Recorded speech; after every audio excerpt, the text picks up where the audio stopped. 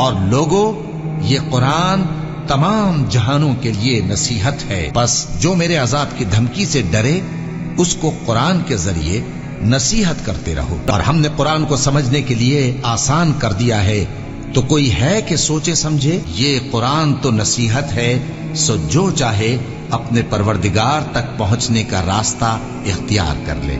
کچھ شک نہیں کہ یہ قرآن نصیحت ہے، تو جو چاہے اسے یاد رکھے، اور یاد بھی تبھی رکھیں گے جب اللہ چاہے۔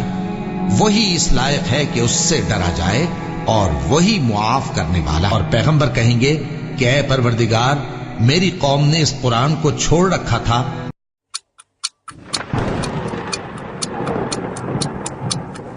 صحیح مسلم میں حدیث ہے، حضرت عمر کہتے ہیں کہ نبی علیہ السلام کو میں نے خود ممبر پہ یہ بات کہتے ہوئے سنی تھی کہ اللہ تعالیٰ اس کتاب کی وجہ سے لوگوں کو عروج دے گا، قوموں کو، اور اس کتاب کی وجہ سے زوال دے گا۔ کتاب کو چھوڑ دو۔ سورہ فرقان میں آتا ہے نا کہ آیت نمبر 30 میں کہ قیامت دن نبی علیہ السلام شکایت کریں گے، وقال الرسول یا ربی ان قوم اتخذوا هذا القرآن مہجورا، اے اللہ میری قوم نے قرآن کو پشت کے پیچھے ڈال دیا۔ تو قرآن سے دوری اصل وجہ ہے۔ اسی کو ڈاکٹر اقبال نے شعر میں کہا ہے نا، وہ زمانے میں معزز تھے مسلمان ہو کر، اور تم خار ہوئے تارک قرآن ہو کر۔ قرآن کو چھوڑنے کا مطلب یہ نہیں کہ قرآن کی تلاوت چھوڑ دی ہے۔ قرآن کی تلاوت تو ماشاءاللہ یہ اتنی کر رہے ہیں جتنی صحابہ نے بھی نہیں کی ہوئی۔ ظاہر صحابہ کرام کی اگر کوئی بیوی مرتی تھی تو وہ 40 دن تک سپارے لے کے تو بندے نہیں بٹھائے ہوتے تھے نا، ٹھیک ہے۔ ان کے جو قرآن کی تلاوتیں تو صحابہ کو شرمندہ کر دیں، جو کچھ انہوں نے قرآن کے ساتھ تلاوتیں کی ہیں۔ قرآن کو چھوڑنے کا مطلب ہے اس کی تعلیمات کو پس پش ڈال دیا۔ حالانکہ قرآن پاک میں کیا تھا، وَأُوحِيَ إِلَيَّ هَذَا الْقُرْآنُ لِأُنذِرَكُم بِهِ وَمَن بَلَغَ، اے نبی فرما دو قرآن مجھے اس لیے وحی کیا گیا، اس کے ذریعے میں تمہیں بھی تبلیغ کروں، اور جس تک پہنچ جائے وہ بھی اس کے ذریعے تبلیغ کرے۔ ہم نے مردے بخشوانے کا ذریعہ بنا لیا اسے، حالانکہ اس طریقے سے کوئی بخشش نہیں ہونی ہے۔ جب تک ایک بندے نے پوری زندگی قرآن کھول کے نہیں پڑھا اس میں لکھا کیا ہوا ہے، اس کے مرنے پہ آپ 40 حافظ قرآن لا کے اس پہ سپارے پڑھواتے رہیں گے تو اسے کیا فائدہ ہونا ہے؟ تو مسلمانوں کی پستی کی ایک وجہ ون لائن میں اگر بیان کی جائے تو وہ یہ ہے کہ مسلمانوں نے قرآن کو پیٹ کے پیچھے ڈال دیا، بس قرآن کو چھوڑ۔ آج قرآن کو پکڑ لیں، اور جو غدیر خم پہ حدیث ہے، صحیح مسلم میں اوپر تلے 4 حدیثیں ہیں، 6225 سے 6228 تک۔ اپنی وفات سے تقریباً 2-2.5 مہینے پہلے خطبہ دیا آپ صلی اللہ علیہ وآلہ وسلم، فرمایا آگاہ ہو جو میں بھی ایک انسان ہوں، قریب ہے کہ اللہ کا قاصد یعنی موت کا فرشتہ میرے پاس آئے اور میں اس کی دعوت کو قبول کر لوں۔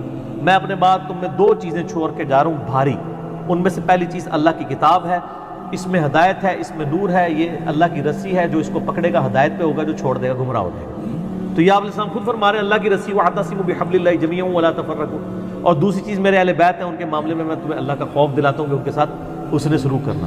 تو قرآن اللہ کی رسی، قرآن ہدایت کے لیے، قرآن جو ہے وہ گمراہی سے بچنے کے لیے قرآن کو پکڑنا، سب کچھ چیز تانا بانا ہے ہی قرآن کے گرد ہے۔ قرآن کو پسے کچھ ڈال دیا تو ون لائن جرم مسلمانوں کا، اور یہ جرم اجتماعی جرم ہے۔ اور یہ یہاں تک جرم رہتا نا کہ قرآن کو چھوڑ دیا تب بھی میں کہتا ہے چلو یار کوئی اتنا بڑا جرم نہیں ہے، الٹا یہ کہنا شروع کر دیا قرآن و حدیث ڈائریکٹ نہ پڑھو گمراہ ہو جاؤ گے۔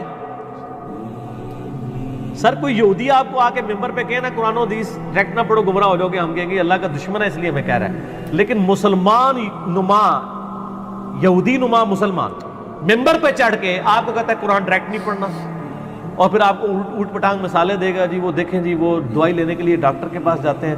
سر قرآن پڑھنے کے لیے آپ کے پاس آتے ہیں تو آپ قرآن پڑھاتے نہیں ہیں نا، آپ قرآن کیا پڑھاتے ہیں، نہ اس کا ترجمہ پڑھاتے ہیں، آپ بزرگوں کی تفسیر تھما دیتے ہیں۔ قرآن پڑھائیں نا کیا لکھا ہوا ہے، سورہ قرآن کس منہ سے پڑھائیں گے؟ قرآن میں تو پہلے صفحے پہ آ رہا ہے ایاک نعبد و ایاک نستعین، اور انہوں نے روزانہ یا علی مدد کا نعرہ لگانا ہے، یہ کس طرح پڑھائیں آپ کو ایاک نعبد و ایاک نستعین؟